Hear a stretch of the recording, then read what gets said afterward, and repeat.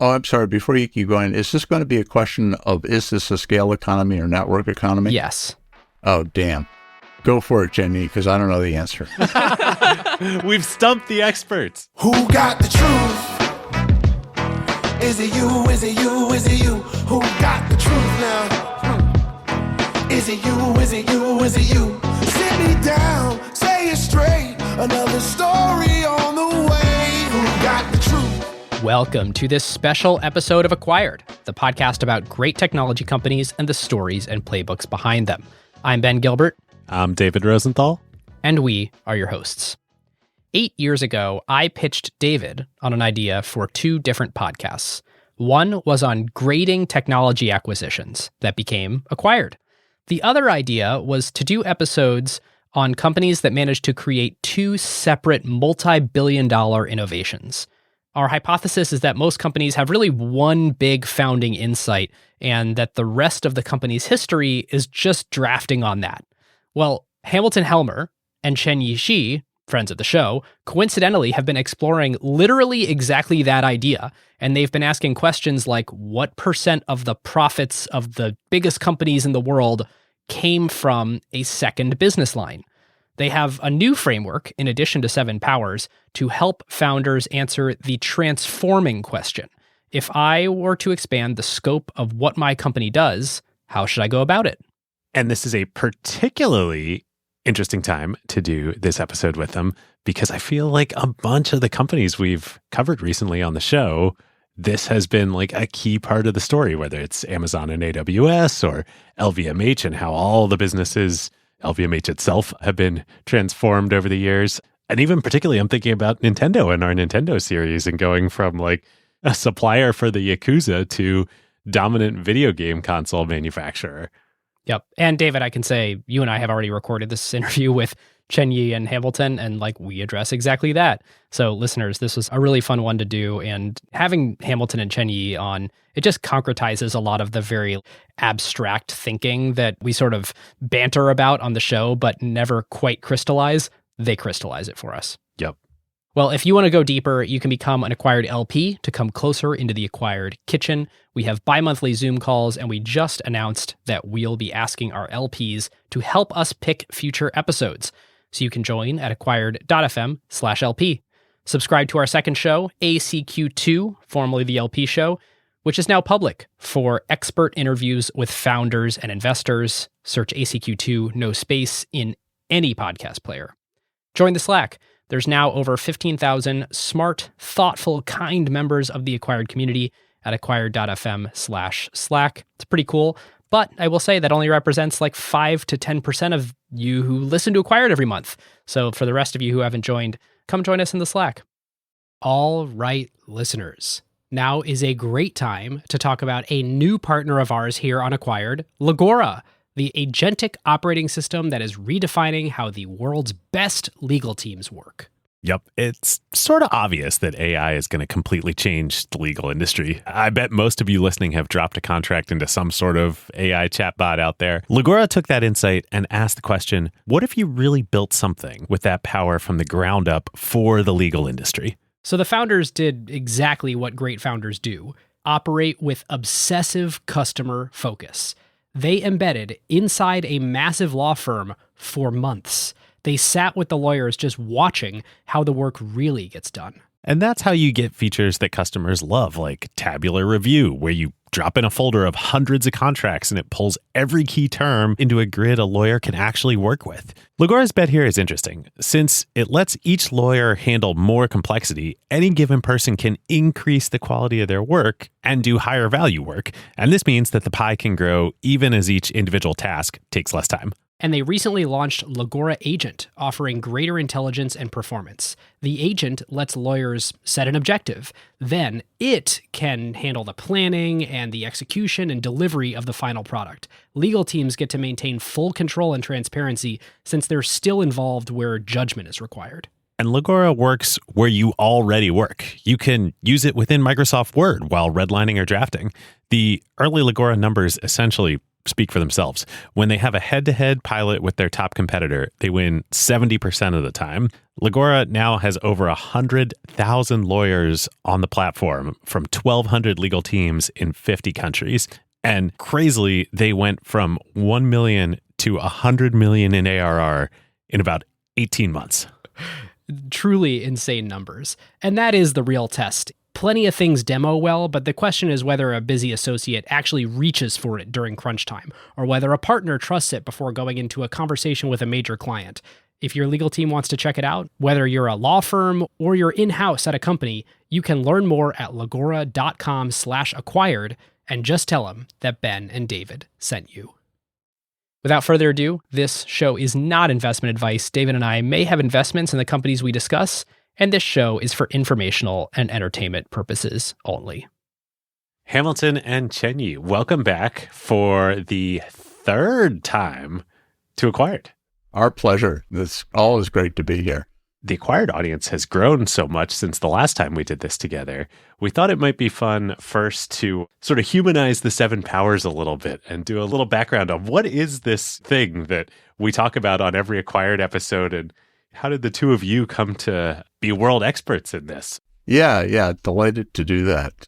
So, as I've said, I think on other episodes, my understanding as an economist is that ground zero for economic vitality is the strength of the entrepreneurial sector.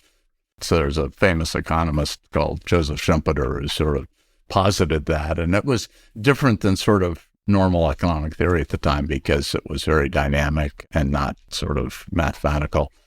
And so I believe that very strongly. And of course, Silicon Valley is a center for that. So the thing that really interested me was, can I contribute to that in any way? Is there anything that I can do that helps with that? And my discipline is sort of business strategy. And so there's a real question about, is there anything useful that business strategy can add to that sort of creative, dynamic effort of all these people?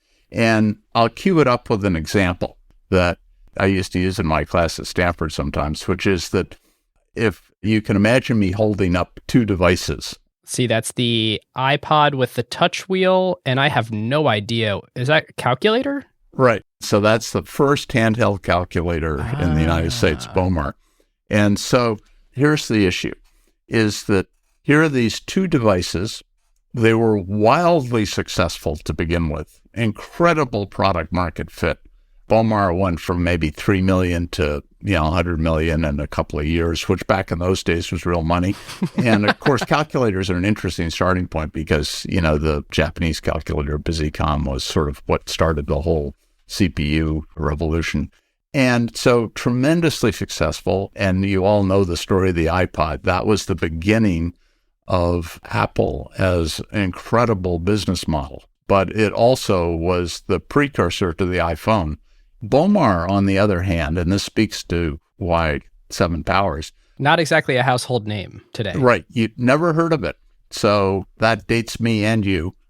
So you might be saying that innovation is not sufficient. Yeah, innovation or disruptive technology is not sufficient. It was very disruptive if you were an abacus maker or a Monroe calculator maker. It puts you out of business. Very disruptive, but completely went out of business after a while. And it had tremendous brand recognition was the thing, and this huge spin up. And that speaks to strategy. And so what you wonder is, if you were helping the people founding those companies, is there anything that you could say that would maybe guide them to be a little more iPod-ish and a little less Bomar-ish, right? But the problem with that is that the nature, as the two of you know from your Acquired site, as well as all the other things you've done, the nature of developing business is adaptive and evolutionary. It's not like you sit a bunch of bright people in the room and you figure out the strategy and say, okay, we're just going to execute from now. It's you go forward in time and effort, and new information comes in. Oh, that customer didn't do what I thought. This competitor is coming in this way. The technology frontier has changed, all this stuff. And you have to adapt to that over time And so the problem with that is that, okay, well then, if it's that way, how does a body of thought contribute to that? And the answer to that is that if you can provide a useful mental model, or as Chenyi calls it, pattern recognition, you provide something so that as entrepreneurs are moving through space and time, they can see what's a little more likely to end up iPod-ish and a little less likely to end up Bomar-ish. That kind of mental model is actually hard to construct. And what I say in the book is that the very high hurdle that it has to clear is that it has to be simple but not simplistic. So simple, it has to be that way or people won't remember it. If it's some complex theory that you have to go back and look it up every time, it's not going to help a lot when you're making business decisions. And not simplistic means that it's got to cover most of the situations you face. In other words, it has to be relatively exhaustive. And that's a high hurdle. So there were a number of strategy frameworks before that were extremely interesting and made great contributions, but weren't simple but not simplistic. Probably the most prevalent was Porter's 5 Forces, focused on what he calls industry attractiveness. It was a tremendous contribution, but it's not insufficient. If you're in an attractive industry, it doesn't get you the kind of security that an iPod has. Right. Samsung is in an attractive industry called smartphones, and yet their P&L looks quite different than Apple's. Right. And there's been statistical work just buttressing that point more generally, that industry attractiveness doesn't explain a lot of firm differences in profitability. Another one was Christensen's work on disruptive technologies, which is just phenomenally interesting and highly erudite. But this example is perfect. Disruptive is actually not correlated with long-term profitability. It has to do with product market fit. It basically says you've come up with a better way of doing something that takes out the incumbent. It disrupts it. So very interesting in that frame, but not for the Bomar iPod problem. And then there's a whole strain of thought around capability analysis. You can do a lot of things with capabilities, but it's not common that that's the basis of why you build great business models. Other people have those capabilities as well. So what that meant from a concept development framework is that I sort of had to go back to square one and say, okay, I'm thinking about pattern recognition for entrepreneurs. What's simple but not simplistic? And one of the keys to that question is persistence, which is that if you were to say Apple's profitability next quarter, it's not a random draw, right? It's highly persistent. And there's statistical work on that suggests that's generally true for very successful companies. And importantly, not just next quarter, but 4 quarters Right. from now and 8 quarters from now. Exactly. You sort of have a pretty high level of confidence. We don't know 10 years from now, and that's what we're going to get into on this episode, but we know a year from now. Bezos always used to say the line, this quarter is already baked. This quarter was baked 3 years ago. I'm working on a quarter 5 years from now. Yeah, there's that. But I think also the fact that he says that this quarter is baked also sort of tells you about something about the business model in a way. And so that persistence tells you that there are economic structures that create attractive outcomes. And you then ask the question, can you generalize about those? Because if you can generalize about those, then, maybe you can get to something sufficiently simple and yet comprehensive that is useful to entrepreneurs. And so after looking at that for decades, my conclusion was that actually it is simple. There are only 7 of them. And in fact, if you're dealing with startups these days, it's usually a smaller subset of that. And so that to me was a fairly profound insight. And that's what 7 Powers is. It's just those structures that if you can get there, make you more iPod-ish and less Bomar-ish. And a key piece that I always have forced myself to remember whenever I'm analyzing a brand new business idea and trying to run it through the 7 Powers framework is 7 Powers is about defending the castle and less about is this a good idea or not? It is a second invention after product market fit to create a durable business. That's right. Gee, I wish I had said that. I think you did say that. I think this concept of a second invention is literally your words from a previous episode. So product market fit and power are more or less orthogonal. There's some complexities in that statement. And I'll tell you something, Ben, David, that has occurred to Chenyi and myself over the last year, which is a little bit different maybe than what's said in the book, which is that I used to think that it was sequential. You get product market fit and then you deal with power. But my biggest education is talking to founders. I love their intelligence, their creativity, dare I say their youth, and their deep thoughtfulness about stuff. And what I'm finding is that the proper path is actually to be thinking about those things kind of simultaneously. Because what's going on is you're trying to figure out, okay, what am I doing with this business? I've got this choice and this choice. And in the mix of that, there are both product market fit questions and power questions. And you don't just say, well, I'm just going to do the product market fit stuff and think about power later. You actually need to start thinking about it. You won't solve it completely at the beginning. You won't know, oh, yeah, I have power for sure, but you should be thinking about it. So persistence then leads you down to those structures. And part of the reason, that it's really cool that you're sort of thinking about this in your interviews and we think about it in our work is one thing I've said to you before is the genotypes of power are simple. There are only 7. My partner, Bill, says that it turns strategy from a essay question into a multiple choice question, although I don't know with ChatGPT the difference anymore.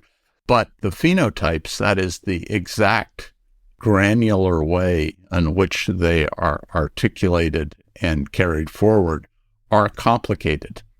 Chenyi and I, and we might struggle for weeks trying to figure out whether something has power or not. I'll give you an example of how the idea of power is so important. So, I'm sort of a sports car nut, and I used to drive too fast. And Porsche is a great example here, which is, oh, yes. Think of that. The 911 first one came out in 1964, 60 years ago. Porsche wasn't sort of the sports car leader of the world at the time by any means. And so what that enabled Porsche to do, which I don't think was conscious exactly, but sort of spun out in an evolutionary way over time, was that they took away the design element as part of the mix in what wins over sports car enthusiasts. So if you looked at a 911 in 1964 and a 911 today, they kind of look the same. Yeah. And so what did that allow Porsche to do? It allowed to just constantly optimize the best performance features in the context of people would pay for that, handling, acceleration, interior ergonomics. And the technology frontier was changing fairly rapidly.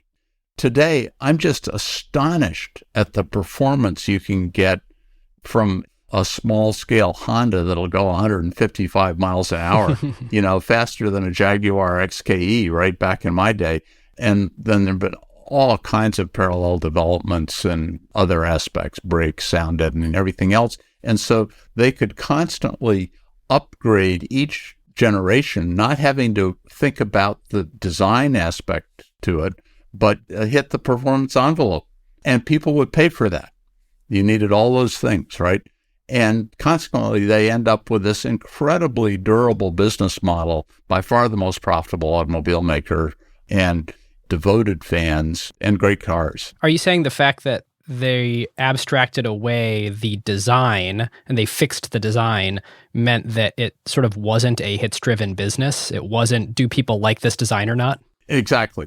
God, why are you interviewing me? Well, you do the hard part, I just get to synthesize. So, yes, and then all of these elements, like getting the PDK transmission just right, those are fixed cost investments. And if they can spread that over a larger number of automobiles, it's lower cost. So how many times have you seen sports cars that were quite interesting and then they just couldn't keep upgrading them to meet the grade? I mean, think of the Toyota 2000 or an early version of Alfa Romeo or something. And to your point, it's not just did people like them enough, it's could they predict that enough people would like them to invest in the necessary things they needed to invest in. And if they couldn't be certain or didn't have the chutzpah to say, we're going to sell 1 million of these things, then you can't make the investments you need to. Right. And so Porsche was the one that just kept being right on that performance envelope because they were able to do all these investments. And it's a phenomenal business model. All right, let's kick it over to Chenyi. Anything to add, Chenyi, before we move to transforming?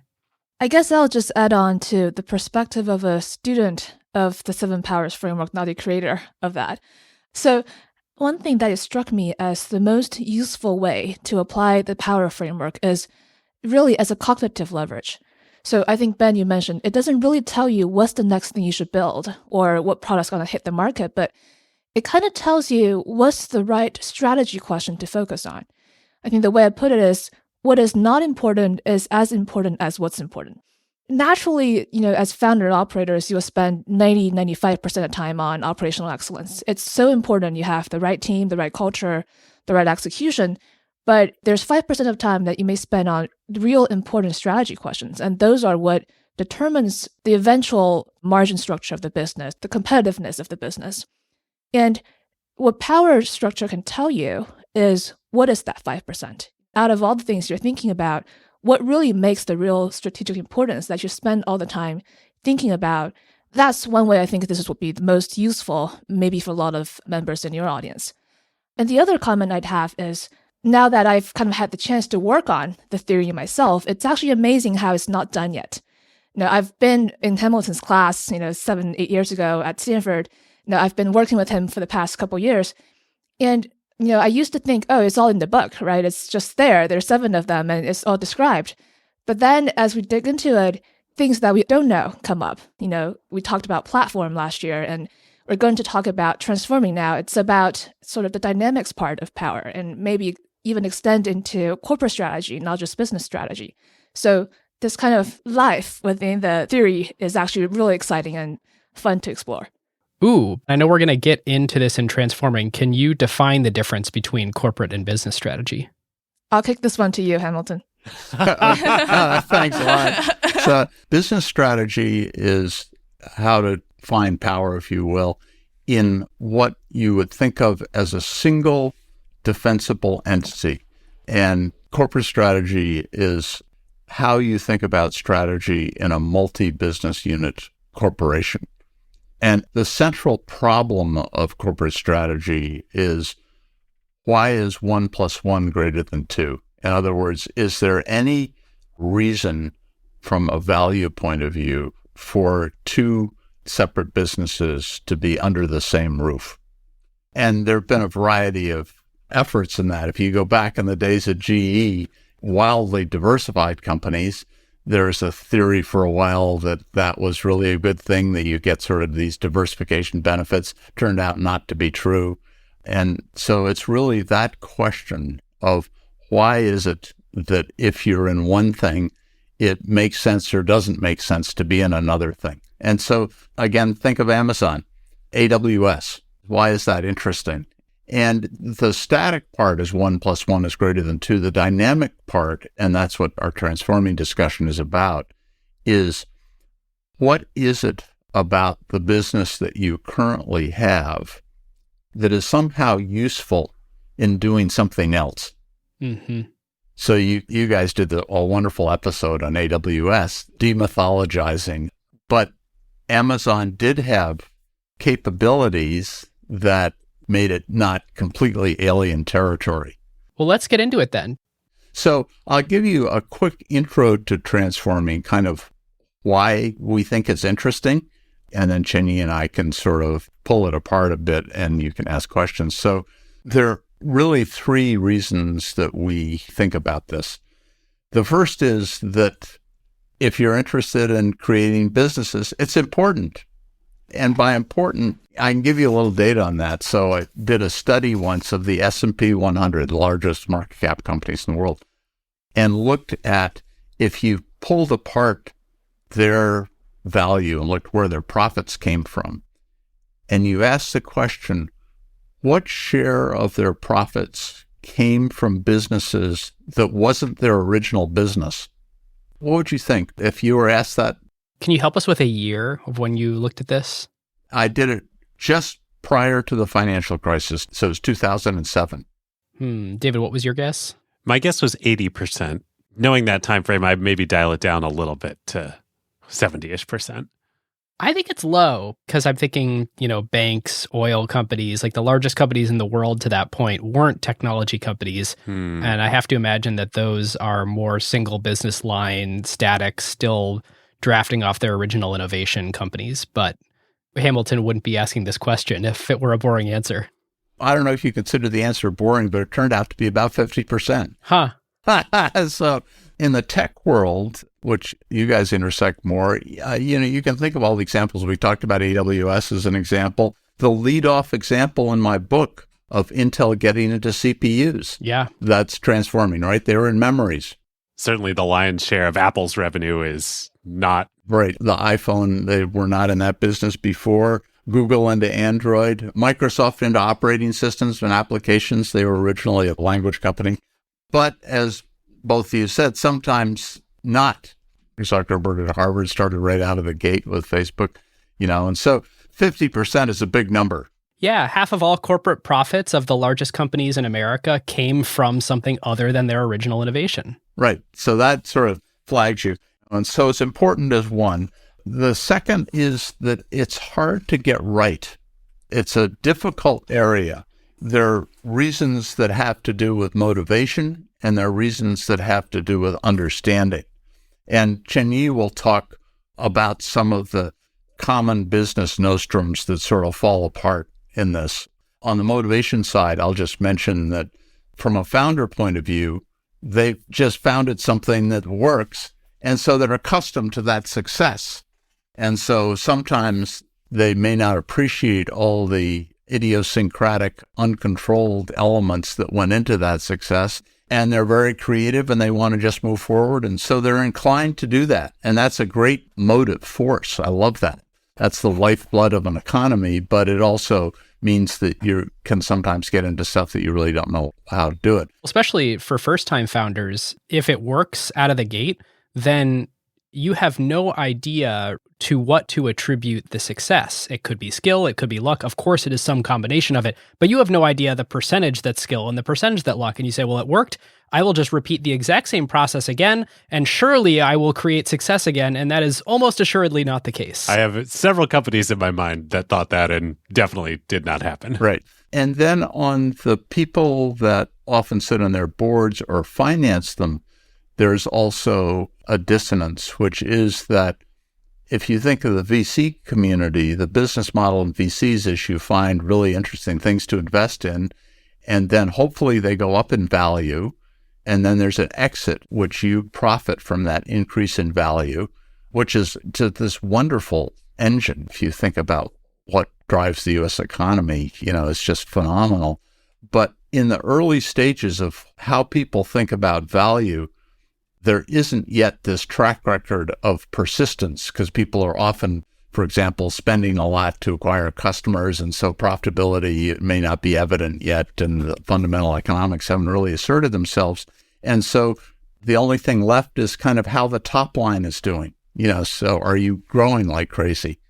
And so when you hear VCs sometimes complain that people waited too long to IPO, what that message really means is that all of a sudden people's perception of the company changed from the top line to the bottom line, and they missed the window. What that says is that investor community is focused on top line growth, as it should be, because it's the best marketer available, but it doesn't tell you much about power. And so it's hard to do. And then the third thing, which of course you would expect from us, is that actually understanding power tells you some interesting stuff about transforming. So 3 things: it's important, it's hard to get right, and power matters.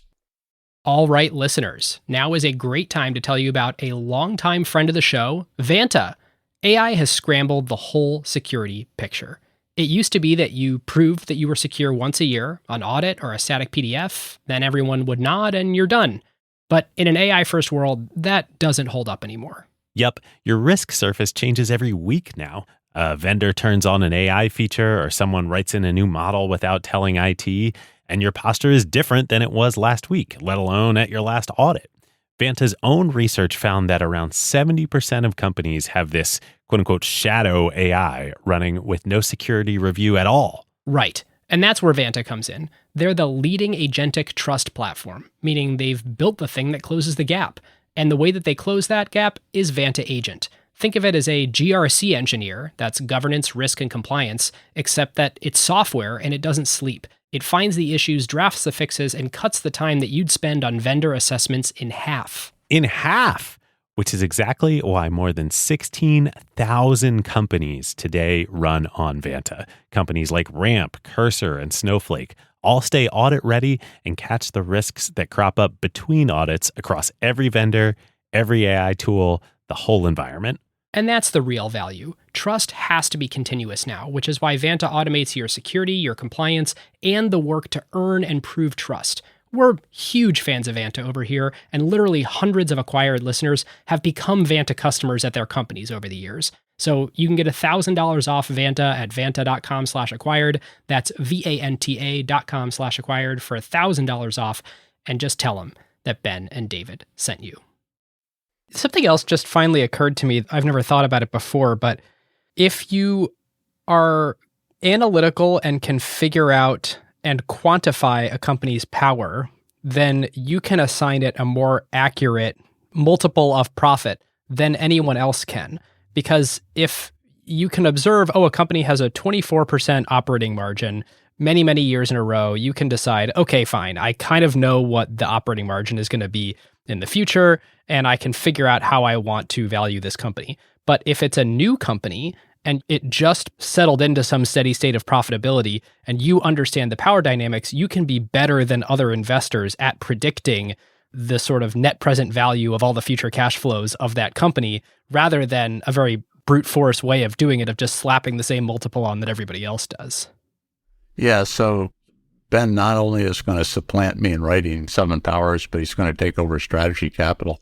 I think that job falls to Chenyi, yeah. So we're sort of constrained about talking about our investment stuff too much, but basically the proposition of Strategy Capital is if you have a differential understanding of long-term competitive outcomes in places where that's really hard to figure out, that you can value things more carefully. And so I completely agree. And you properly constrained it. If there's a long history of financials, it's already in the price. So does Walmart have power? Sure. Right. My dog can tell you that. Right. I'd like to meet your dog sometime. So that's why it's important. And I'm going to just give you a quick take on what I mean by transforming. When I laid this topic out to the two of you, I said that if you're thinking about increasing value in a company, there's sort of 2 questions. What can I do better and what can I do next? And you spend most of your time on, as you should, on what can I do better. So you think of Amazon developing a better search engine when you look for a product. You got to think about that, right? And that's most of your time. But then you also think about, okay, well, what can I do next? And that's what transforming is. And that would be Amazon going into AWS. And you can imagine thinking about whether to do AWS is a very different exercise than optimizing the search engine. So transforming is sort of a separate topic. Fundamental thing in strategy is a thing called business definition, which is what really are the boundaries of your current business. So I think actually in our prior email conversation, David, you had the question of how do we go about research something like this?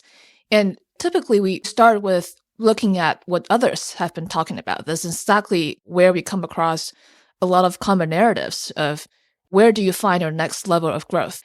We've all heard about, go listen to your customers. There's Amazon's school of customer obsession that's fairly popular. People will go after TAM expansion, expand geographically, go different segments, or, fuller core competence, etc. And as we look through this, I think one issue we found is they don't seem to be conclusive about the chance of success of these transforming steps.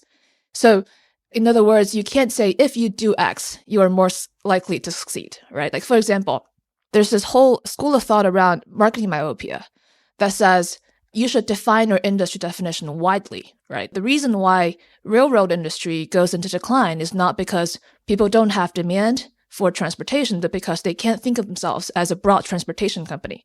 They should have moved themselves into cars and trucks and airplanes and even telephone, which are new forms of transportation. And I think this is one of the best sellers of Harvard Business Review of all time. Just speaks to the popularity of it. So the question we will ask is, does companies that follow marketing myopia all tends to be successful? Does that give us a way to predict success? And we can kind of think of examples on either side, right? Like Disney today is not just a theme park company or animation company. They seem to be a broad entertainment company. They're pretty good at coming up with the next form of entertainment that people will love and want to watch. On the other side, Uber at one point was all in on mobility, right? It was not just about cars. If you still remember the scooters, buses, bikes, and they were serious about flying cars at one point, right? The giant helicopters. Oh, that's right. Yeah. Right. But that didn't seem to end up that well, even if it ends up in the same mobility definition. So what that means is we can't tell whether following a certain school of thought is definitely going to be leading to success, which means we don't have a theory behind it, right? So that sort of states our problem is, can we say something that's a bit more definitive, a bit more having the predictive power there? And as we thought about it, the real reason why we have this issue is a lot of these popular narratives kind of tell you about economic value, but they don't tell you much about business value. Stated in other words, they tell you about value creation, but not value capture. And stated in other words, we're basically saying product market fit is not power. Yeah.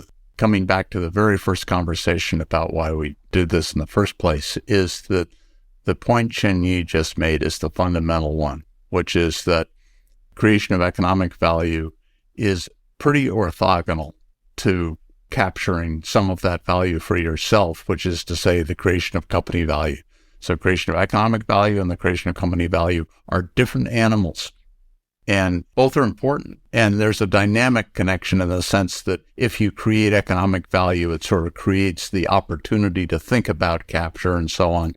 But just a single slice in time, they're very different. But that's a fundamental point about all this. Yeah, I think that's a good way to put it, which basically means all of the common narratives out there are really useful. They're really useful as idea generators. They tell you where to look for the next product market fit out there. And we think the understanding of power is the missing link here. We have all these ways to come up with options, but how do you assess which one of them is really the best idea? And that's what we set out to give a better structure to.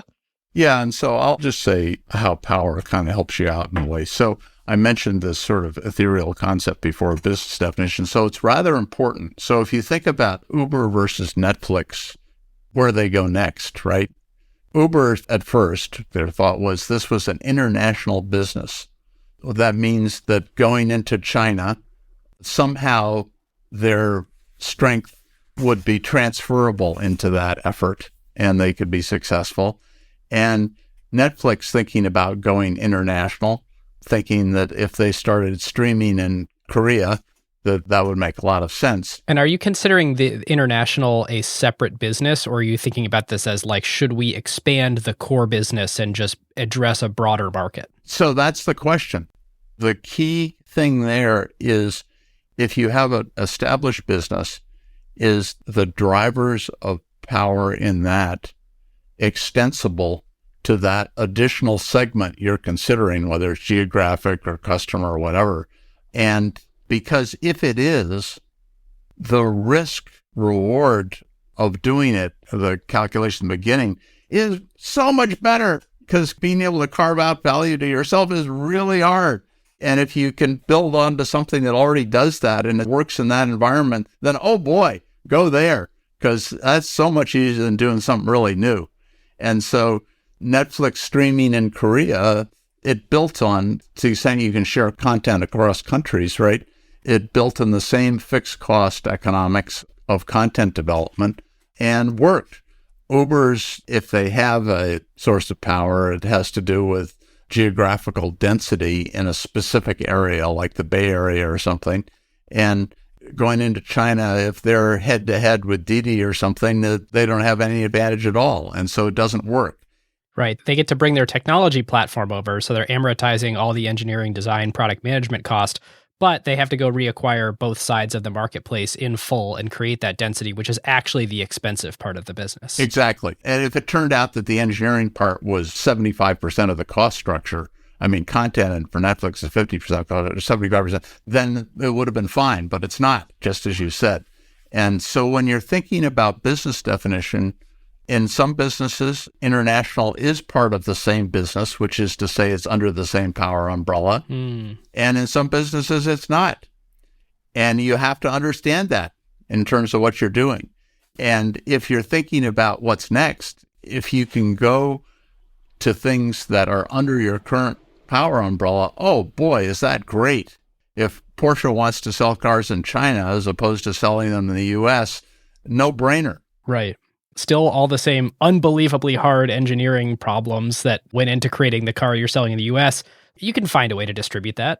Yeah, and a Chinese competitor would have to go through the same calculation, So the first point of this conversation is that to properly assess transforming directions, the first thing is carefully understanding your current base of power and then looking at this new segment, whether, as I say, it could be customer, geographic, technology, whatever product, and seeing whether it relies on that as well. Because then, oh boy, the world looks rosy. But on the other hand, if you think it does and it doesn't, it's like Uber in China. I don't know, what did they lose, $1 billion or something? I don't know what it was. Maybe more once you consider all the divestiture and yeah. Yeah, and so they used to be compensated by the shares, and I don't know what their shares are worth now. So anyway, so that's the starting point. It's interesting, right? Like I'm thinking about, we're in the middle of our Nintendo series as we're recording this, and this really is an interesting framework to think about it because on the surface, it could be pretty far-flung. I'm thinking about, Nintendo made playing cards with the Japanese organized crime as their primary customer. And then moving from that to video game consoles is a pretty big leap, but what they had originally that is the same thread through the whole business is they had an absolutely ironclad lock on their distribution networks, especially, and then over time through playing cards into toys, into video games, into toy retailers. Right. And that's such an interesting case, David, because oftentimes it's that kind of subtlety about locking in a distribution channel, for example, that's sort of kind of invisible, but may actually be the very thing that makes that such an... I mean, if you think of Sony, on the other hand, when they went into game consoles, that was a different business, I'd say, and brutally hard. And it relied on some capabilities. So it shows why the capability thing doesn't get you there. I mean, yeah, some engineering. At the time, analog was king there and digital was thought of as a backwater. But it was a very difficult, and now it's, of course, the source of their profitability. Right, but it was a long journey for Sony to get there. And like all these things, there are a few principal actors, a few leaders that, had they not been there, it's hard to imagine it ever happening. Some innovative, hard-driving people. So Hamilton and Chenyi, can we ask you, what are the most common power types in today's technology-driven world where people might find expansion opportunity inside of their current power umbrella? I think particularly for earlier stage companies, the three most common power types that you would find are scale economies, network economies, and switching cost. Well, it's actually often common that you'll have counter-positioning because that's how you tackle your incumbent in a space. But there are a couple other power types that doesn't really come in until sort of the more mature phase of the business, and that's laid out in the book, like process power or brand power. You really need to develop them after years and years of experience, honing in on the core business. So for the benefit of the audience today, we thought it would be more useful to focus on the three types of power: scale, network, and switching cost, which is probably the most common that we'd find out there. And are you not including counter-positioning here because it's hard to find a second business under a counter-positioning umbrella? Let me just weigh in here for a sec. I agree with her sort of leaving it off because to have power, right, you have to have it versus all potential and existing competitors. The counterpositioning one is typically the type of power that you would have against incumbents, but it doesn't work against wannabes because they don't have the same problems. And so the one that you have to think hardest about is versus other companies that are doing it just like you. And so for Bomar, it would be Texas Instruments doing calculators. And so that's why she left it off the list. Yeah, so regardless of what's the core power prospect, I'm calling it prospect because this power is a pretty hard bar to clear, but even if you're still in the make for you and you think this is going to be the mechanism that protects you from competition in the long run, the first step is always to get a really clear understanding of what that core business power prospect looks like. So back to your example of Uber, if the core power prospect of Uber is actually scale economies, which says the technology framework of doing the matching automatically is so hard and it requires so much cost to build, then international expansion would have been totally rational, right? Because you're just spreading that fixed cost over more geographies and you're getting a head start in every single place you have. But the truth is it's not. The majority of cost of that business actually lies in acquiring and maintaining their customers, which means, if anything, the route you should really try to get to is network economies, if you have one. And the scope of that network defines each market is actually heavily bounded geographically. And so every new country, even new city you go into is a complete new business and you have to start from scratch. So that's just an example of getting a definitive answer or a confident answer about where core business power looks like gives you a very different place to look on where to transform or where to take it to the next step for your business. So it's almost like, okay, so I'm here in Seattle. If I was operating an Uber-like service, I have this power, which is all the drivers and all the riders, or a high density of that. That means nothing where David is in San Francisco. So instead of launching Uber in San Francisco, maybe I should try and figure out other things to leverage my network for here in Seattle, because that's the place where I have the durable competitive advantage versus others. So Uber Eats, right? Right. So I think the jury is still out whether ride sharing and food delivery belongs to the same business. Maybe they do. But it's more plausible than different geographies. This is one of these things where it seems obvious on the surface, and then when you start to dig in, you're like, oh, wait, maybe it's not as overlapping of a network as I would have thought. Right. That's the question. Right. The drivers for food delivery are a overlapping, but not that overlapping set of drivers for rideshare. And the set of consumers is obviously different as well, which you can see in the corporate action they took to ship a separate app called Uber Eats rather than bundling into one app. So you actually have like two overlapping two-sided networks, but not a fully overlapping on either side of the network. Ben, that's such a great example because it speaks to the point that of the complication of the phenotypes, that until you peel back the covers, it just sounds, oh yeah, Uber Eats and drivers sounds all the same. But when you start peeling it back, it may not be. So what that says is you have to have quite a lot of nuance in your understanding of whether you have power to begin with. And of course, for Uber, it gets into the nature of platforms and exclusiveness of the sets that occupy either side of the platform and whether they overlap and all that kind of stuff. And so without that nuance, you miss it. Yeah. One other network economies one that I'm curious to get your take on, I see in your notes here, is Microsoft versus Slack. Can you sort of walk through the Microsoft decision to enter the market of whatever Slack's product is? It's quite hard to define. Async chat, work, communication with Teams. Why or why not was that an interesting entrance and use of their power umbrella? So the interesting thing here is we can also think about Microsoft as a platform, right? You operate an operating system where on the two sides you have users and also you have applications. Now, the interesting concept here is the users of Microsoft's platform has a really high cost of affiliation, right? It's not just on the hardware side, you buy a physical machine, but also it's typically an enterprise-wide adoption. There's a procurement process attached to it. There's the distribution channels that, similar to how the Nintendo one worked.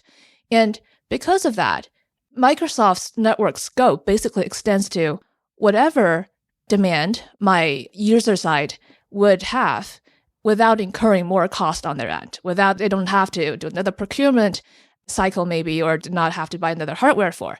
So that naturally extends to basically maybe all of productivity software.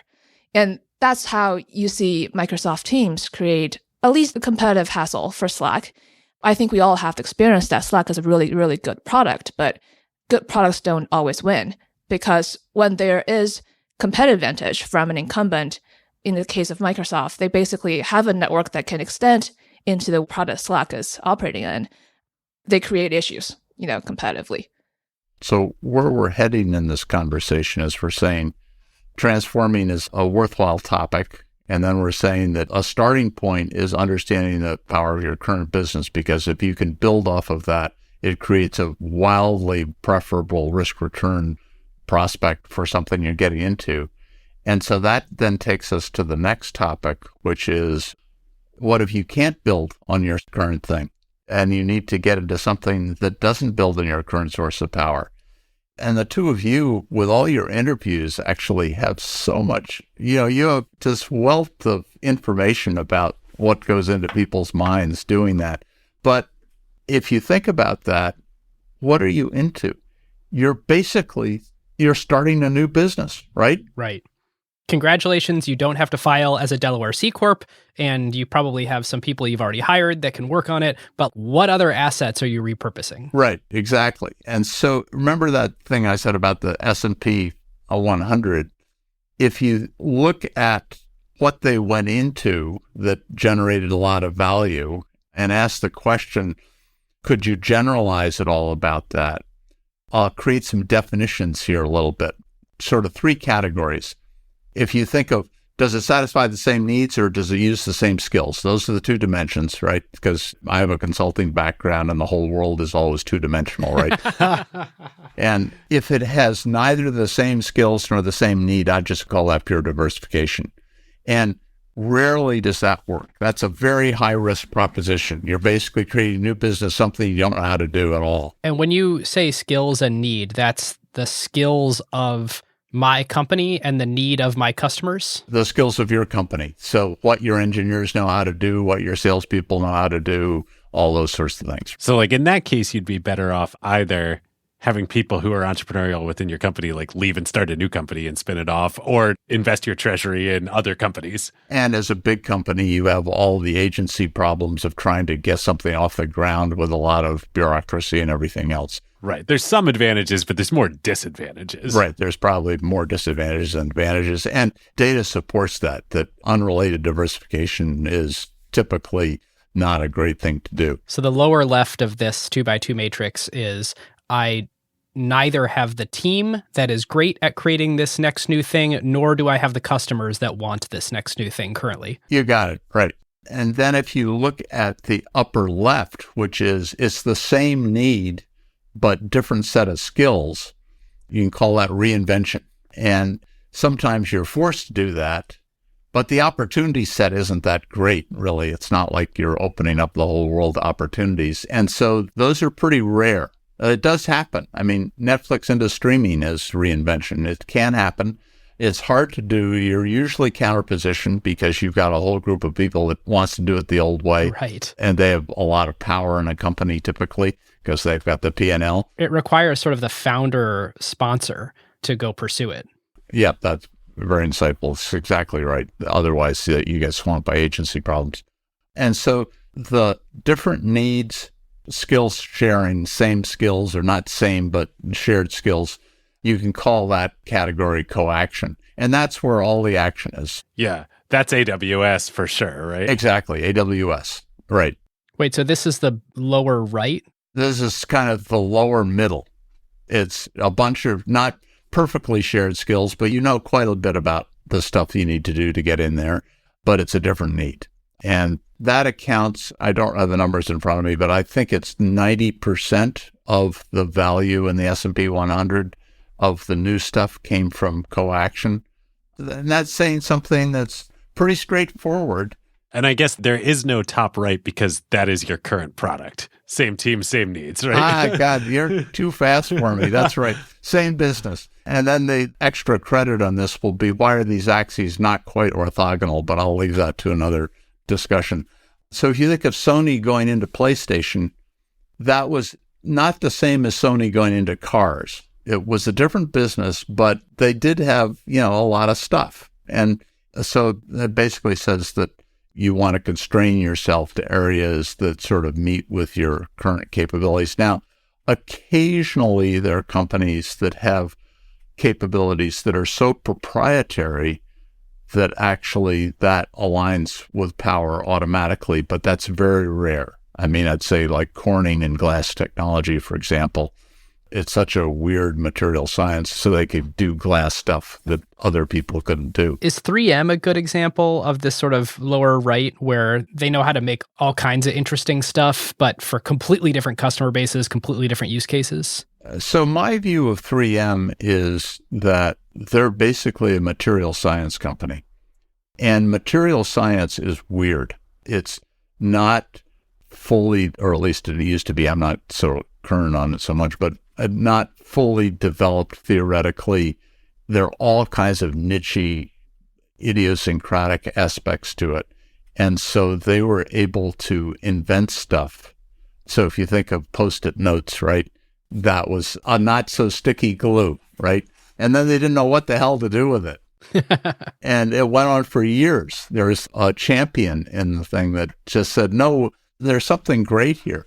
And they almost missed it. It came down to a final marketing trial where they almost didn't follow up on it. Wow. It is great. I never really thought about that. I mean, I know it's a famous story, but objectively, it was a really crappy product that they made. And then they turned that crappiness into a feature. Well, I'd characterize it a little different. I'd say it was a very interesting technology with no product. It's kind of like Web3. It's like a computer. It's like way too slower. Soon, Ben. Too soon. But right. I love that. Maybe we'll find the sticky note, right? Maybe the fact that it's really slow is irrelevant given it's decentralized. Right. Yeah, it's funny. I guess we share a view in that. I don't find myself very popular in that view, but I agree with you. There's all this hand waving about the wonders of decentralization and the world will be a great place and everything. And I'm waiting for We need the sticky note. We need the sticky note, right? Anyway, so I think that is just a simple observation, which is that the stuff that's most likely will get you there is a different need, but using some of the skills that you have. And nothing very complicated about it, but I think data bears that out. I would say a lot of tech companies today have the same set of capabilities. So is it about where you have differential capability versus other companies, or just, hey, you can repurpose a bunch of your engineers to do something interesting and sure, everyone else can kind of do it too? So a really interesting question. I mean, way back when, before the idea of core competencies, there's a writer that wrote about it. I think they used the term distinctive competencies, which is exactly what you're getting at. And I would say that that was probably true of Corning and glass technology, but it's rare. And I agree with you that a lot of tech companies have a lot of similar sort of stuff. And if you had a distinctive capability and that had an application in an area so it led to a good product, then, oh boy, that's great. But it's hard. That's not common. And so if you're in this place where you can't build in your current power, you just have to realize, as you were saying before, Ben, you're back in invent space. And yeah, you can build on current capabilities, but that's sort of table stakes, you know? You're into that level of risk. And like all those things, it's adaptive. You know, you sort of try stuff and move forward in a positive way. And so my little mental waterfall so far from everything that you've shared with us is step one, identify the power in your current business and be brutally honest about it. Right. Brutally honest and very granular. Yes. Step two, figure out if there is a new business to launch or expand into under that particular power umbrella. If so, great, do that. If not, you have to go start a new business, and where you should look for the most fertile ground for that new business is using your existing set of capabilities, but for a different job to be done for customers. Look there, and especially, this is almost step 4, if you have differential capability versus other companies who could also pursue that same opportunity. I love it. Yeah. Did you write that down, Chenyi? I think we should remember all that. Yeah, I mean, Ben should just help us produce theory. Right. Yeah. No, I think you nailed it. Yeah. There's one point I want to make. There's a reason why it's sequenced that way, and it may be obvious, but still worth iterating. which is invention is risky. If you have something underneath your existing power umbrella, and that's what Amazon did, they had this distribution logistics. They started with, we all know, books, and then CDs, and then electronics, etc. It's a natural extension that not just leverage, but also intensifies your existing power. That's way less risky. You know you start somewhere new, but with a head start compared to anyone that's a competitor. But the movement into Amazon Web Services is invention. And I loved your guys' story on how there's the 4 different sources of, starting point of Amazon. People would love to think it's based on some existing competitive advantage of the business, but it's really not. It's invention. They figured out a new thing that the market wants. But as successful as they are in AWS, they also flopped, Fire Phone, if you still remember that. They also lost billions and billions on Alexa. There's really no track record of a business who can continuously come up with successful invention. And that speaks to the riskiness of that, which is why it's only at the point number 3 or number 4 on the list. Because if you don't have to go there, don't. But if you do have to go there, coaction is the most possible place for success. Thank God these things are power law distributed. Otherwise, to your point, because no one has ever successfully been able to do hit after hit after hit like this, it would be net unprofitable to pursue innovation. Right. I just want to underline what Chenyi's rightfully kind of pulled that out as kind of a key point here, is that the risk level of doing something that's under your current power umbrella or not, the difference is gigantic. So that should be your starting point, because it is absolutely gigantic. And I think since we're back into invention, and I am a huge fan of Amazon, the fact that they've been able to do what they do, I would argue that they couldn't have done it if they weren't willing to take the risk and have some failures, right? Absolutely. And so when Chenyi and I talk to companies, we'll often, when we hear it, if they have been successful at transforming, and we talk about future transforming, the narrative that makes us think, oh boy, this is really going to have a problem is, oh, we have a really defined process for innovation here. And there is a 17-step process, and we know exactly who to assign to it, and blah, blah, blah. That's the red flag of all red flags, right? And then there are other in-company things you worry about, sort of screening criteria. For example, some companies, when they're thinking of doing new stuff, say, well, I won't do it unless it will move the needle corporately, which means the market has to be certain size. This was Microsoft. I mean, it was like, unless you're going to go create $1 billion revenue product, I'm not greenlighting your document. Right. And usually if it's already $1 billion market, you're too late. But this is just to highlight that invention's really hard. It's hard for a large company to do it. It's hard for individuals to do it. And corporate strategy is asking a question on the transforming side, at least, of if you do it, are there cases in which your current platform are significant benefit to you? Where would you put the iPhone in this framework? Oh, iPhone and the iPod are straight up coaction. Similar capabilities, but I mean, they are computers in sort of a generic sense, right? But the iPhone, in a functional way, it does compete a little bit with a desktop. Yeah, right. More so than they realized it would. They're kind of like maybe as high up as you can go towards the top right of their sort of like the existing products of the company, but different on some key dimensions. Yeah, I mean, I would say that one of the things when you're trying to do business definition, there's the theoretical side is the power shared. And then there's the empirical side is to look at the composition of competitors and see if they're different.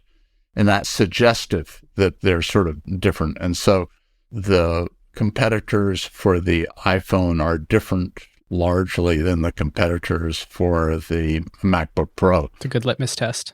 You know, again, it's not perfect, but because sometimes that doesn't develop in exactly economic ways, but it's a pretty good way to look at it. All right, listeners. Now is a great time to thank our longtime friend of the show, ServiceNow. If you are running a large enterprise, AI agents are likely spread across every team, and deploying them is no longer the hard part. Yeah. The hard part is knowing what permissions they have, what employees are using them for, or what decisions AI is making. AI security for an enterprise at scale is not a small concern. Like, the risks are real. Exactly. And the challenge with AI is governing it, securing it, measuring it, and making sure that it actually delivers value. That is why ServiceNow built the AI Control Tower. Yep. AI Control Tower gives enterprises a single place to see, manage, govern, and optimize AI across the entire business. And it works with any AI, not just theirs. Every device on your network, every permission across every system, every AI agent visible and secure in one place. And ServiceNow can do this because they've spent more than 20 years building the operational backbone of the enterprise, the workflows, governance, approvals, security controls, and institutional knowledge that power how work actually gets done across IT, HR, customer service, finance, and security. ServiceNow already runs more than 100 billion workflows annually and trillions of transactions for more than 85% of the Fortune 500. So when companies need a place to govern AI at enterprise scale, they're building on a platform at the center of how their business already operates. And in a future that isn't going to be one AI, it's going to be thousands of AI agents working across every function of the company. But the question is, who's managing them all? So if you're trying to turn AI ambition into real business outcomes and make it work safely, securely, at scale, go check out servicenow.com/acquired and tell them that Ben and David sent you. So here's an interesting, you can tell me if it's interesting, an observation on Apple. It's basically always been coaction when they come up with a new multi-billion-dollar product line. You've got the iPod, absent going and getting the new type of hard drive, they kind of knew how to build everything about the iPod already. And once they had the tiny hard drive, then great. All of our engineers know how to build something like this. iPhone, same thing. iPad, same thing. These are new jobs to be done for customers, but they have all the right talent to build them. AirPods, same thing. Watch. Maybe this AR/VR device, same thing. We'll have to see if it launches here in the next few months. But interestingly, a thing where they didn't have a large amount of the talent in-house is cars. And so they had to go build completely new skills within the company to try to, they've got several thousand people working on this car now, still hasn't launched, changed strategy 5 times. They have no confidence this is going to be a commercial success. It's a new requirement for customers that requires a whole bunch of people that they did not have and capability they did not have. And that kind of speaks to where I think you're going with this framework, that product has not been successful or even launched. That's closer to pure diversification, right? Yeah. So if you think of the horizontal axis, that thing I was talking about, that's a spectrum from 0 to 100%. If you're in the car business, if you go from green cars to red cars, you have almost 95% shared skill. Go from luxury cars to compacts, high sharing, so Toyota can do it. Go from cars to tanks, pretty different. Porsche did it under coercion by the Nazis. Right. It's not impossible, but quite different. And then if you go from cars to refrigerators, it's really different. So I agree with that analysis. But remember too, not to forget the importance of the entrepreneur in this, because they are the locus of inventiveness. And it doesn't happen without them. And this isn't an automatic process or something mechanical. There's individual human creativity involved. And it's especially evident at Apple, but it's really true everywhere for all entrepreneurs. And so that's why Chenyi and I have to be fairly modest about what we're doing, because what we're really trying to do is to provide pattern recognition for those people, but it doesn't substitute for them. It's just a tool. This is a good lead up actually to what I wanted to ask you as we wrap on internal transforming and new business development. Does this framework apply to thinking about acquisitions as well for companies? Because I would imagine companies that are starting to think about transforming are also at a stage where they could be contemplating fairly large or transformative M&A. Is that different, or should you think about that with the same rubric? Well, it's very related. If you're acquiring a company, the primary question you have to ask yourself is, why is this worth more to me than to the seller? Because there will always be an information asymmetry. The seller will always know more about the asset than you will.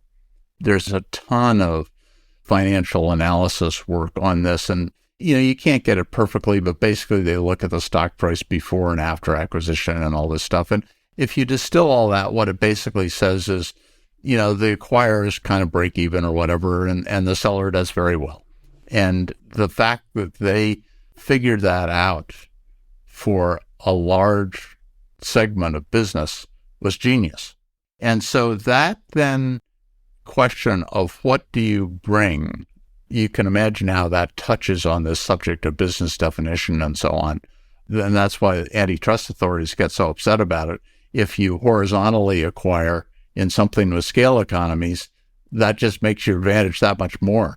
And so people get upset about it. And people would love to do it, but, Hart-Scott-Rodino won't let you get away with it, right? And rightfully so. But you have to be very, very disciplined, because often what happens if you're inside a large company and facing these decisions, and I've been involved in many of them, what happens is the argument that's often made to advance that is,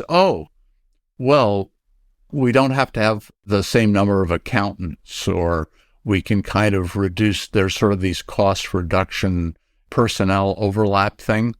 Never works, because there are diseconomies of being in a large organization as well as economies. And they're sort of a wash is a good assumption about it. And how much money are you really going to save? Right. And so that analysis doesn't get you there. You need something more fundamental, and usually it's related to power or something like that. One of David and my learnings from doing our episode, the Acquired Top 10, the best acquisitions of all time, was there are exceptions, but most of the time something is a wildly successful acquisition. It is because you're able to find more revenue rather than find cost savings, because cost savings are capped, whereas new revenue has unlimited upside.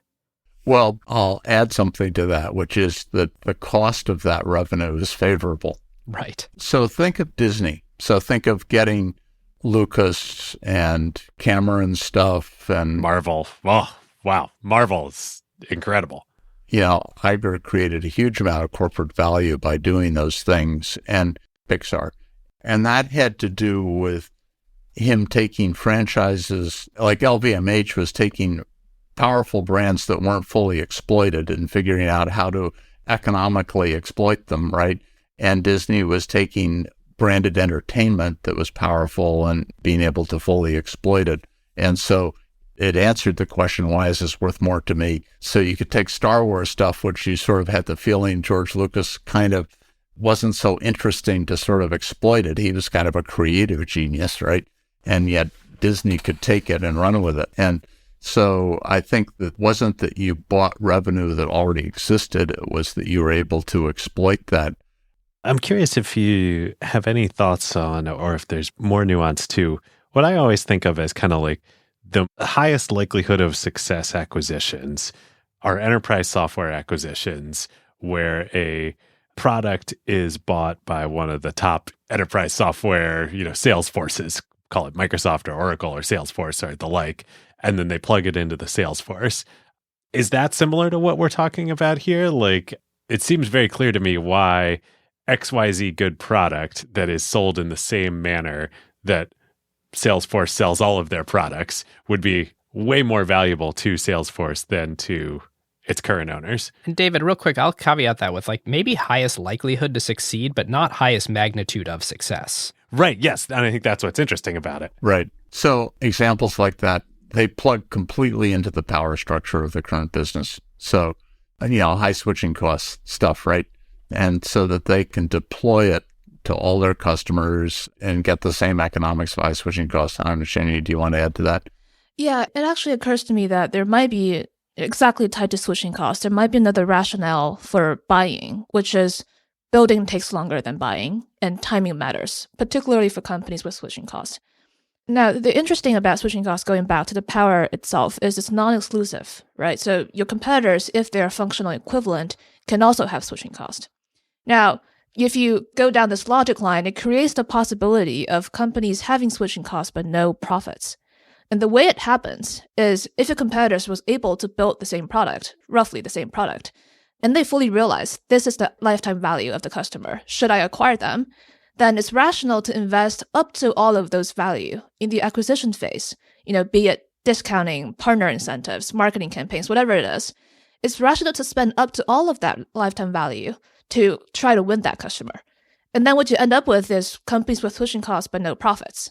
Right. And so that's why if you have switching costs, the key strategic challenge is to acquire customers when the cost of a customer does not fully arbitrage out the profit stream that you would expect from them. Right, which is so funny. I'm thinking, like we talked about earlier, of Slack and Salesforce and Microsoft and Teams right now. And I haven't studied either of the businesses, but I would expect that despite all the ballyhoo about all of it, neither Slack for Salesforce nor, well, maybe Teams for Microsoft is, but are not like huge transformative incremental drivers of profits for those two parent companies. So I think sort of a non-obvious point of all this is that if you're thinking of doing something new, getting into stuff, that understanding business definition is critical, which is to say, into what areas does your current power umbrella extend? You got to understand that. Then the next one is the point that Chenyi made, which is that expansion into areas where that umbrella extends is radically more attractive than starting something utterly new. Oh, and I will add to that it's not a good to have. If you understand power umbrella is bigger than what you currently offer, and you ignore it, you actually are creating competitive openings for somebody else to take on. Oh, that's a really important point. Absolutely. You're failing if you don't exploit it. Right, because you can assume that eventually somebody else will, and that may completely ruin your competitive position, for example, if it's based on scale.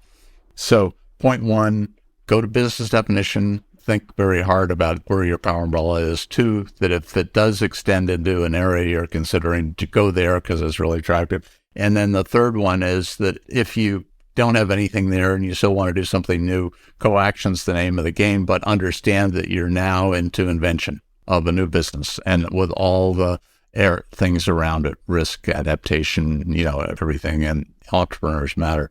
So Chenyi, that was such an important point about how if you miss a business definition, I'm going to ask you for an example. Can you think of a good example of companies that didn't understand the full extent of their business and got taken out as a result of it? Well, I'll throw something out. It's tough because you will tend to have survivorship bias. You only remember those companies that made it. Right.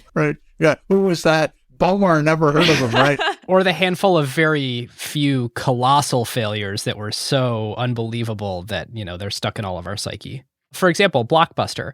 It could be the case that Blockbuster failed where they had the distribution network and the customer relationships. So there was a source of power there, and they failed to exploit it in using that to launch their own streaming service, which mostly is because of boardroom blunders, but a failure nonetheless. My take of Blockbuster is if they'd done a red envelope business a year earlier, Netflix wouldn't have survived. Maybe another example is the credit card industry and how it evolved. Oh, I love that. Right. It started basically as branded charge cards for a particular retail store or gas station, and then turned into Diners Club, which is a card for many restaurants. And then very quickly it turned into Universal Card. It's a card for basically everything. They were basically extending your credit, right? They were saying, this works here, and we'll give you some credit at our store. And then over time, they would start saying, we'll spot you for that restaurant too. We have a relationship with that restaurant. Right. So do either of you have Diners Club's cards? I do not. No. Right. And so they missed it. Yep. I mean, it's a great example. They didn't understand that there's actually a platform where you want to cover as many purchase types as possible, and it shouldn't be constrained. And so they missed the business definition. And Visa is one of the highest margin businesses in the world right now, right? Yeah, Visa's 50% margin. It's astonishing. Wow. Wow. We got to do Visa at some point. I can't believe Visa didn't IPO until like the 2000s. That is amazing, actually. Were they owned by banks? I think it was a B of A. Yes, founded in 1958 by Bank of America as Bank AmeriCard. Yeah, it was a consortium of banks, and that's right, I remember all this now. The IPO happened right in the middle of the great financial crisis. It was March 2008. So talk about bad timing, but didn't matter. Probably a good time to buy the stock. Yeah. Seriously.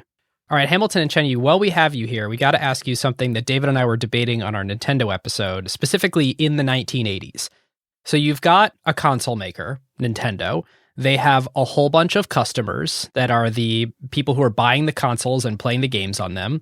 And they have a mix of first and third party titles. So they make Mario as a first party title, and they have some third party developers making games for them. Final Fantasy and Dragon Quest and Castlevania. And of course, the reason that those third party publishers are making the games for them is because they have 95% market share of people buying video game consoles. And David and I were really going back and forth, and we were like, is it a scale economy because they can amortize the cost of game creation across so many consumers, or is it a classic two-sided network effect or a network economy power? I was thinking about this morning. It's fun. So I think it's both. And the reason why it's both is because you can think of Nintendo as a platform that vertically integrated into the production side. Basically, all the first-party content is a vertical integration, and that's why they would exhibit economic structure that you would typically find in producers, which is economies of scale. But at the same time, the third-party transactions are a nature of network economies.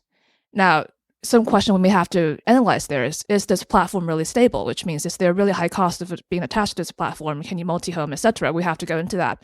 Well, in the 80s, there were no other viable platforms. Right, so maybe they're just the one. So that's why you would observe economic structure of both scale economies and network economies. Now, there's a deeper question there, which I don't even have an answer to, is one of them the cause and the other the effect? Or are both of them causes for power?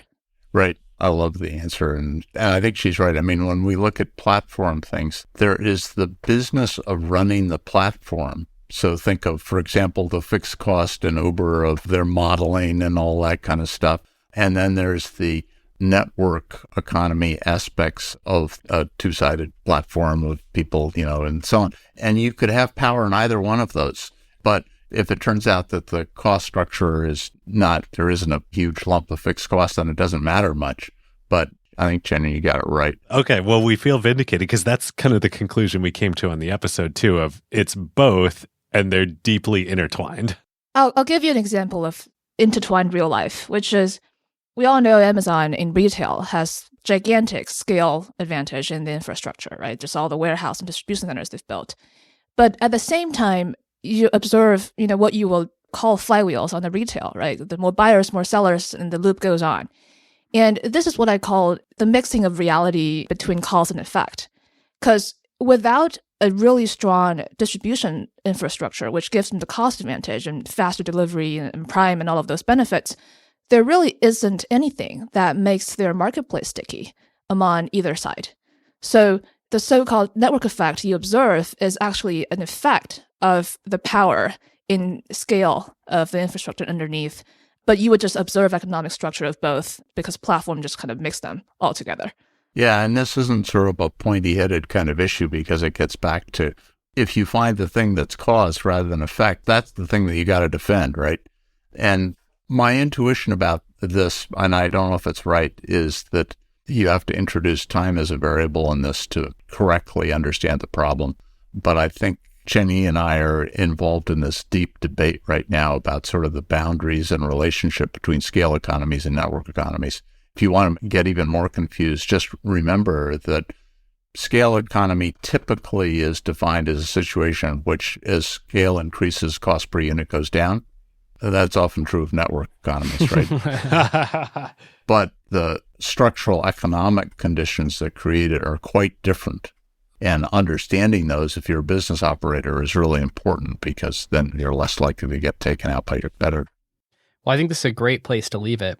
Hamilton, Chenyi, thank you so much for part 3. Can't wait for part 4 in a few years. I don't know, is this going to be a book? Is Transforming, are you guys going to publish this? Well, what we're talking about right now is there are a variety of topics that are extremely difficult, phenotypes, if you will, to tease out and delayer.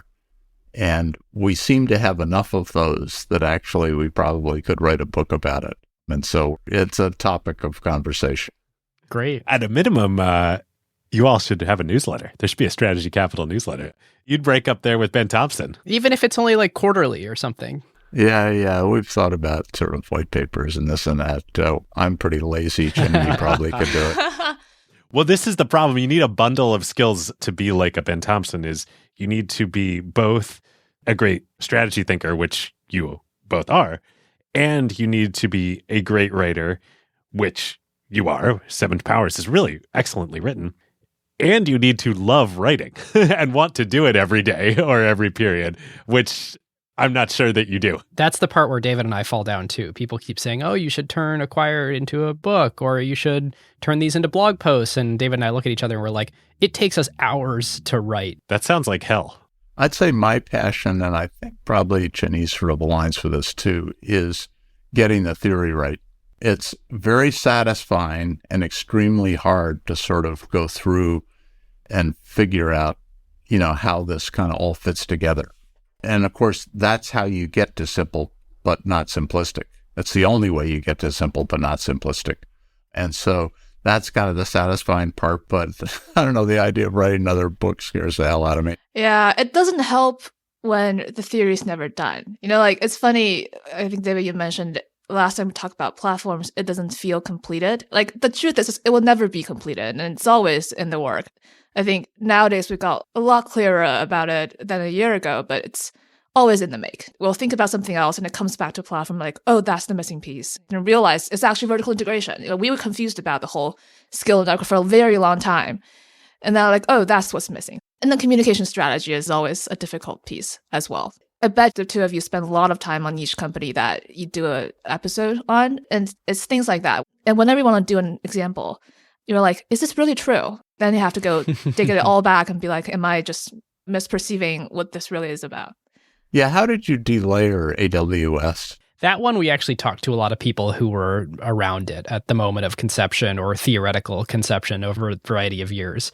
And there has been sort of canonical sources. So, we read Brad Stone's book and we know Brad. So we asked him, who did you talk to kind of piece this together? And we had our own folks that we knew. So there was a little bit of actual first party knowledge there. But David and I had a little bit of an aha moment, a little bit of a sigh of relief when we were like, oh, we're not going to figure out what the one story was. So we actually can create an episode out of, there's a bunch of stories. And we leave it to you, listener. And that's probably the right answer, is there is no one story, which being a third party observer, to the extent that our version of what we told is true or closer to the truth than others, no person who was personally vested and interested would be able to have that perspective. Yeah. So, and channeling Kurosawa, right? Yes, exactly. Yes. All right. Well, that's a great place to leave it. Hamilton, Chenyi, thank you so much. Thank you both. Great. Okay. Our pleasure. Thank you. All right, listeners. Now is a great time to talk about one of our favorite companies, Statsig. Yes. Long-time acquired partner. There is a reason why the best product teams at companies like OpenAI and Notion, Atlassian, Figma, Rippling, Brex, and more rely on Statsig, whether they are iterating on their core product features or shipping AI-powered experiences at scale. Yep. In the crazy speed of today's AI world, shipping fast is just table stakes now. It's basically trivial to build and deploy your app constantly. The real advantage is how quickly you learn what changes actually created value for customers and how fast you can use that signal to guide what you ship next. Whether it's a feature tweak, a pricing change, a performance improvement, or an AI update like a model change or prompt adjustment, they're not relying on instinct. They're measuring what actually moved engagement, retention, and ultimately revenue. And as more teams build with AI, that learning loop becomes even more important. Building with LLMs introduces non-determinism into your product experience. The same input doesn't always produce the same output, and behavior can shift in subtle ways in real-world use. So doing offline evals will give you part of the picture, but you can really only understand the impact once your product is live with real users, and then you can measure how their behavior actually changes. It's very different than the way that you would ship features in a pre-AI world where you knew exactly what the software was going to do in production. Yeah, exactly. So this is where Statsig comes in. It brings experimentation, feature flags, and product analytics into one unified system so teams can ship safely, test rigorously, and directly link what they changed to how users actually behaved. The result is a tighter feedback loop and learning that compounds over time, so you don't just ship more, you ship better. So if you want to make learning your competitive advantage, whether you're building new AI experiences or just evolving your existing core product, go to statsig.com/acquired to get started. All right, listeners, thank you. Thanks to Hamilton and Chenyi for joining us. Very clarifying discussion, I felt, David.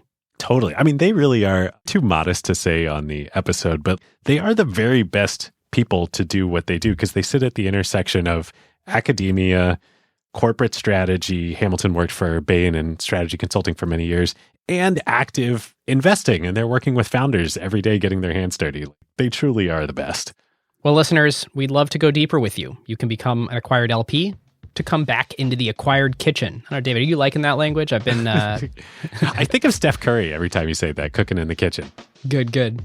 Well, listeners, we have bi-monthly Zoom calls with our LPs, and we just announced that we are asking LPs to help us pick future episodes. So LPs, watch your email for that. And listeners, you can join at acquired.fm/LP. You should subscribe to our second show, ACQ2, in any podcast player for expert interviews with founders and investors. Come join the Slack. There's now over 15,000 smart, thoughtful members of the Acquired community who have joined at acquired.fm/Slack. And for the other 95% of you who listen to the show and haven't joined, we would love to chat with you. All right, listeners, we will see you next time. We'll see you next time. Who got the truth? Is it you? Is it you? Is it you? Who got the truth now?